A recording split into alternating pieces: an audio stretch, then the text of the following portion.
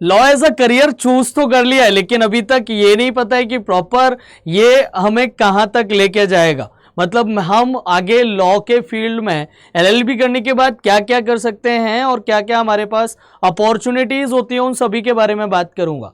नमस्कार, आदाब, सत श्री अकाल, की हाल चाल। मैं रोहित, आपका जीके मेंटोर, आप सभी को यहां पर बताने वाला हूं कि आपके फ्यूचर में एलएलबी के लिए क्या करियर ऑप्शंस हैं, उनके बारे में हम यहां पर बात करेंगे। लास्ट तक रुकिएगा।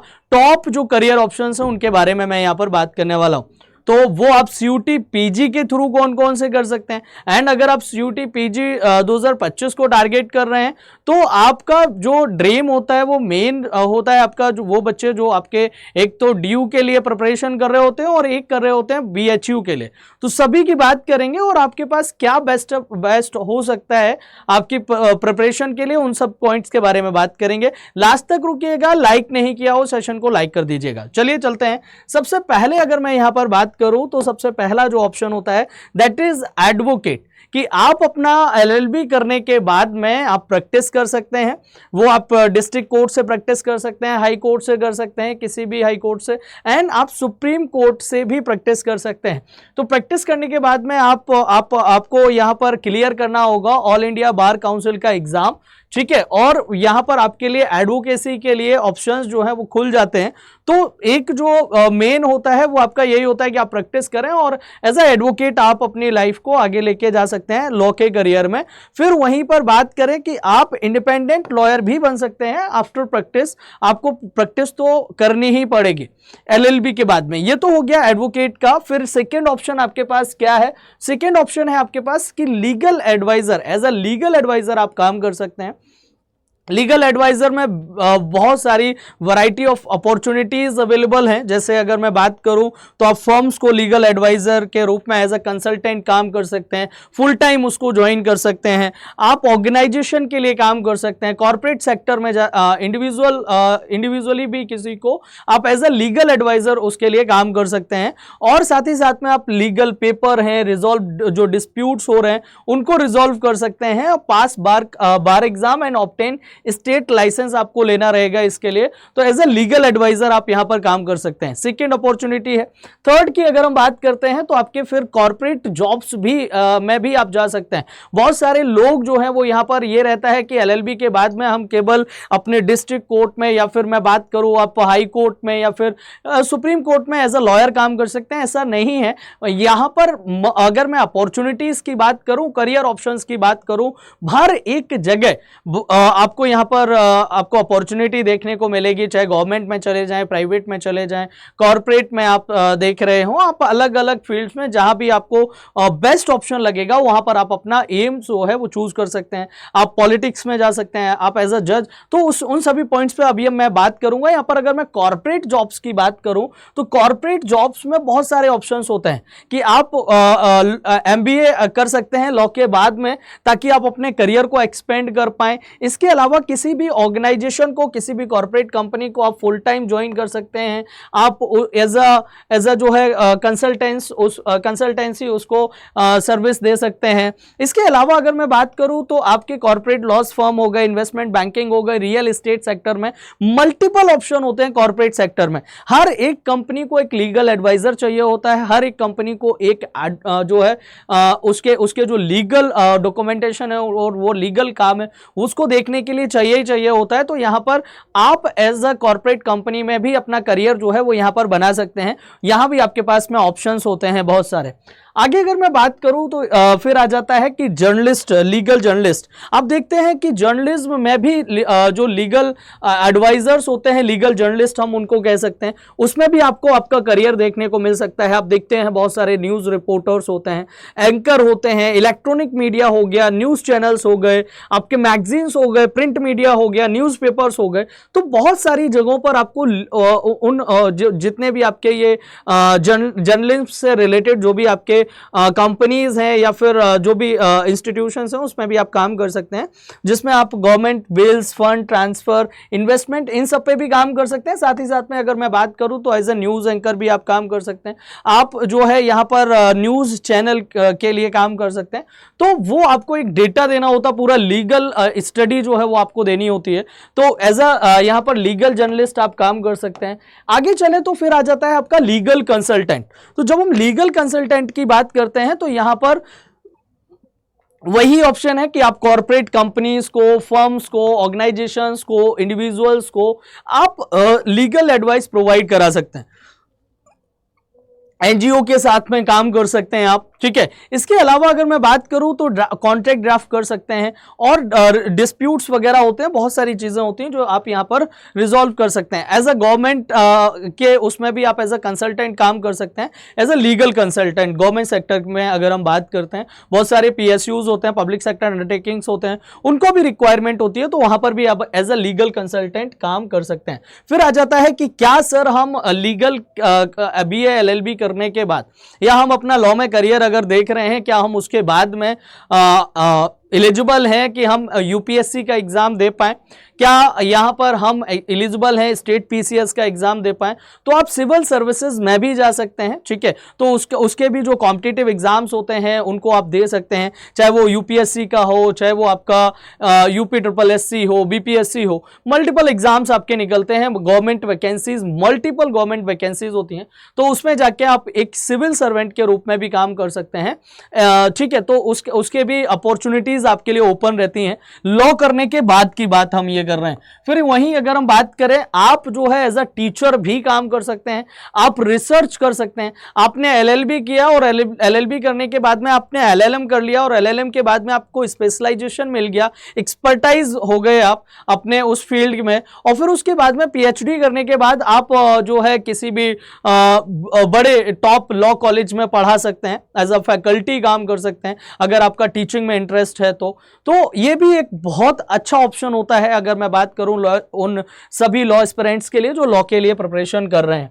आगे अगर हम बात करें, फिर आ जाता है आपका गवर्नमेंट सर्विसेज। तो मैंने आपको गवर्नमेंट सर्विसेज में अभी तो मैंने सिविल सर्विसेज से रिलेटेड बताया था, यहां पर आपके पास ऑप्शन होता है एयरफोर्स के लिए, इंडियन आर्मी, नेवी और भी पब्लिक सर्विस कमीशंस वगैरह, यूपीएससी, और यहां पर आप बहुत सारे गवर्नमेंट कॉलेजेस होते हैं, वहां पर भी आप एज अ फैकल्टी काम कर सकते हैं, एज अ टीचर वहां ज्वाइन कर सकते हैं। तो बतेरे ऑप्शंस आपको यहां पर देखने को मिल जाएंगे, बहुत ज्यादा ऑप्शंस जो है वो गवर्नमेंट सर्विसेज में भी देखने को मिलेंगे।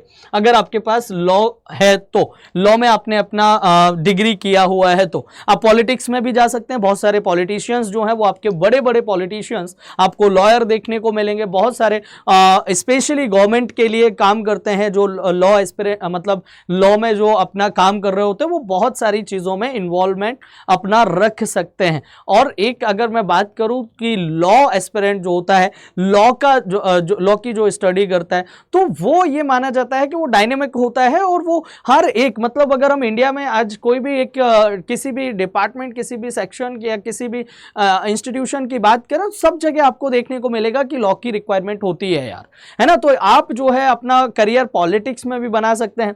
इसके अलावा अगर मैं बात करूं तो एज अ जज भी आप काम कर सकते हैं। आपने एलएलबी किया और एलएलबी ग्रेजुएट होने के बाद में आप जज, एज अ मजिस्ट्रेट काम कर सकते हैं। कॉम्पिटिटिव एग्जाम्स के लिए आपको प्रिपरेशन करना होगा, एलएलबी डिग्री होना चाहिए और मिनिमम एज, मैक्सिमम एज जो है वो आपकी 35 एलिजिबिलिटी रखी गई है। तो इसमें भी आप जा सकते हैं, एक एज अ जज करियर ऑप्शन भी आप चूज कर सकते हैं। तो ये टॉप 10 जो करियर ऑप्शंस थे जो मैंने आपको बताए, ये तो मैंने बात कर ली कि आपके पास एलएलबी के बाद में ये करियर ऑप्शंस हैं। अब आप चाहते हैं कि आप एलएलबी की प्रिपरेशन करें, आप एलएलबी को किसी जो रिकॉग्नाइज और बहुत बढ़िया जो यूनिवर्सिटी है, या आपका एक ड्रीम कॉलेज होता है यार कि मुझे यहां से एलएलबी करना है, मुझे अपना करियर लॉ का यहां से बनाना है, इस यूनिवर्सिटी से बनाना है, इस कॉलेज से बनाना है, तो उसके अकॉर्डिंग आप अपने आप को रेडी करते हैं, उसके अकॉर्डिंग आप अपने आप को प्रिपेयर करते हैं। सो यहां पर मैं आपके सामने एक ऑप्शन रखूंगा कि आप कहां से क्या कर सकते हैं। उसके लिए आपके पास दो ऑप्शंस होते हैं। देखिए, आप जा सकते हैं या तो अलग अलग यूनिवर्सिटीज अपने अलग अलग एग्जाम्स कराते हैं। एक सीयूईटी का एग्जाम होता है आपका, इसके अलावा स्लेट का होता है, एलिट का होता है और भी क्लैट का होता है। अलग अलग एग्जाम्स होते हैं और अलग अलग एग्जाम्स के लिए अलग अलग यूनिवर्सिटियां और अलग अलग करियर ऑप्शंस आपके पास, आपको अपॉर्चुनिटीज देखने को मिल जाती हैं।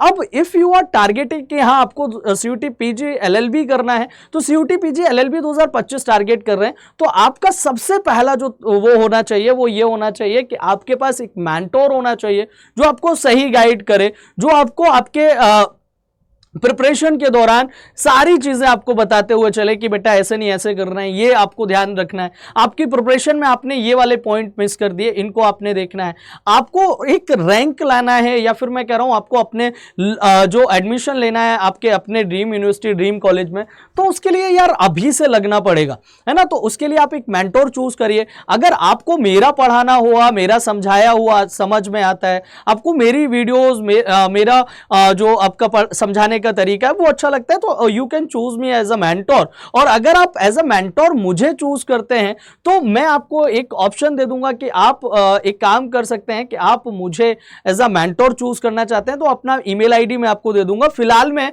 अगर आपको लॉ का करियर बनाना है यार, और आपको लॉ के लिए प्रिपरेशन करनी है, अब आप सीयूटी पीजी एलएलबी को टारगेट कर रहे हैं और आप चाहते हैं कि आपको डेडिकेटेड क्लासेस मिल जाएं और डेडिकेटेड कंटेंट मिल जाए, आपको फैकल्टी मिल जाए डेडिकेटेड, एंड इसके अलावा मैं बात करूं आपको सारी चीजें एक ही जगह पे मिल जाएं, तो आपके पास दो ऑप्शन है। हम मतलब यानी कि अड्डा 247 आपको प्रोवाइड करवा रहा है। एक तो हमारे पास लॉ महापैक का ऑप्शन है, वो तो लॉ महापैक आपका एक ऑप्शन है कि वो जो सीयूटी यूजी के थ्रू जाना चाहते हैं उनके लिए लॉ महापैक है, सीयूटी पीजी के थ्रू जाना चाहते हैं तो उनके लिए भी महापैक का ऑप्शन है, तो वो आप ज्वाइन कर सकते हैं। अभी मैं आपको दिखा दूंगा। तो अभी रनिंग में हमारा एक बैच चल रहा है सीयूटी पीजी एलएलबी 2025 विजय 2.0 बैच, जो कि 20th मई से स्टार्ट होगा, 20 मई से स्टार्ट होगा, बहुत कम टाइम है। और इसके लिए अगर इस बैच को ज्वाइन करना है RK80 कोड यूज कर सकते हैं। अब मैं आपको इन दोनों के बीच में डिफरेंस बता दूंगा कि क्या क्या डिफरेंस होता है। मैंने आपको बोला था कि आप अगर एज अ मेंटोर मुझे चूज करना चाहते हैं, चूज योर मेंटोर, तो मेरा ईमेल आईडी नोट कर लीजिए, आप मुझे मेल ड्रॉप कर देना kumar.rohit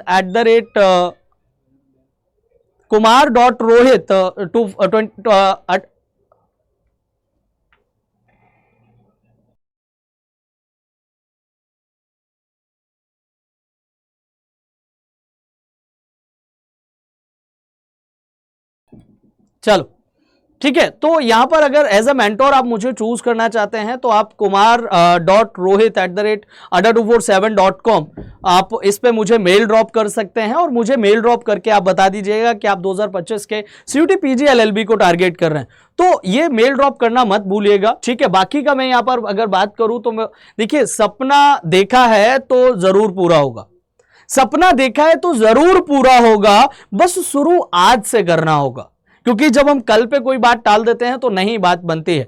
और तुझे दुनिया से बाद में जो है, तुझे दुनिया से बाद में पहले खुद के बहानों से लड़ना होगा, कि सपना तुमने देखा है तो पूरा जरूर होगा, लेकिन शुरू आज से करना होगा।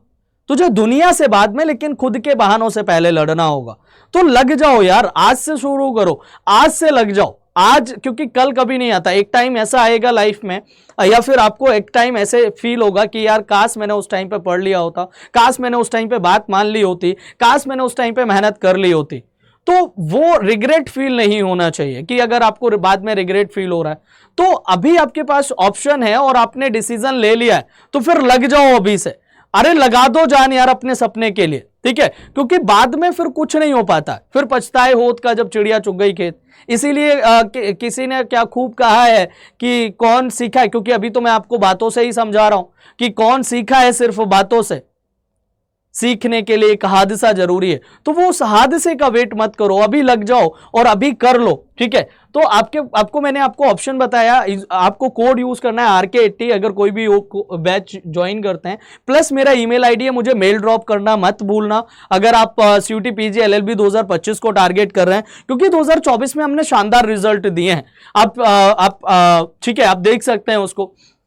तो law as a career choose कर रहे हैं तो बेस्ट आपके लिए ऑप्शन रहेगा। और बाकी का मैं यहां पर अगर बात करूं तो आपके लिए एक और मैं आपको बता दूं कि आपको अगर बैच ज्वाइन करना है तो कैसे करना होगा। आप जाइए, यहां पर आपको जाना है गूगल पे और अड्डा 247 सर्च करना है। सर्च करने के बाद में यहां पर जाना है आपको वेबसाइट पे। तो जैसे ही आपके सामने वेबसाइट ओपन हो जाएगी, आपको ऑल कोर्सेज में जाना है, और ऑल कोर्सेज में जाने के बाद में यहां पर आपको ऑल कोर्सेज का ऑप्शन आएगा, यहां से आपको चेंज करना है और यूजी एंड पीजी एंट्रेंस पे जाना है। इस पे क्लिक करके आपके पास एक ऑप्शन आएगा लॉ एंट्रेंसेस का। लॉ एंट्रेंस पे आपको क्लिक करना है। यहां जैसे ही आप क्लिक करते हैं तो आपको सीयूटी एलएलबी का ऑप्शन दिखेगा। सीयूटी एलएलबी पे क्लिक करना है आपको और आपको यहां पे 3 ईयर एलएलबी का महापैक आपको दिखेगा। महापैक में मैं आपको बता दूं अनलिमिटेड एक्सेस मिल जाता है, आपको रिवीजन बैच मिल जाएगा, आपको अनलिमिटेड टेस्ट सीरीज मिल जाएंगे, बुक्स मिल जाएंगी आपको, साथ ही साथ में जितने भी आपके बैचेस होंगे सबका एक्सेस मिलेगा। लेकिन वो टाइम पीरियड आपके पास सिलेक्ट करना होगा उसके हिसाब से। बाकी मैंने विजय 2.0 बैच के बारे में आपको बताया था। विजय 2.0 बैच में अगर आप जो एनरोल करना चाहते हैं खुद को, बाय नाउ पे क्लिक करना है। यहां पर एंटर अ कूपन कोड का ऑप्शन आएगा। अगर आप RK80 कोड यूज करोगे तो मैं आपको यहां पर गाइड करने वाला हूं, तो मैं आपकी हेल्प करने वाला हूं पूरी आपकी प्रिपरेशन के दौरान। ठीक है, तो कोड यूज करना है RK80 और यू विल गेट एक्स्ट्रा और मैक्सिमम डिस्काउंट। ये तो हो गया, मैंने आपको बता दिया कि आप ये बैच हमारा ज्वाइन कर सकते हैं विजय 2.0। सेकंड, अगर मैं बात करूं तो आपके पास जो लॉ महापैक का ऑप्शन है वो भी मैं आपको बता देता हूं कि इसमें आपको क्या मिल जाता है। इसमें आपको टेस्ट सीरीज, क्लासेस, लेकिन यहां पर मंथ जो सिलेक्ट करना है वो मिनिमम 9 मंथ करना या फिर 13 मंथ करना। इसमें आपसे फीस थोड़ी सी एक्स्ट्रा लगती है, लेकिन इसमें अनलिमिटेड एक्सेस होता है आपके पास में। ठीक है, आपको प्रिपरेशन के लिए अनलिमिटेड एक्सेस मिल जाता है। तो कोड वही लगाना है आपको, सेम कोड यूज करना है RK80 कोड यूज करोगे, अप्लाई करोगे, यहां पर मैक्सिमम डिस्काउंट होके आपको यहां से ये बैच ज्वाइन करने का मौका मिल जाएगा। और इसमें मैंने आपको बताया अनलिमिटेड एक्सेस का मतलब समझ जाओ कि सबका एक्सेस मिल जाता है, जितने भी बैचेस अभी आने वाले हैं या हो गए हैं, और आगे बुक्स का सारी चीजें आपको यहां पर मिलने वाली हैं। फिर भी कोई भी क्वेरी रहती है तो मुझे मेल ड्रॉप करना मत भूलना, और फिर आपसे मुलाकात होगी नेक्स्ट वीडियो में। तब तक के लिए नमस्कार, जय हिंद, आप सभी अपना ध्यान रखिएगा।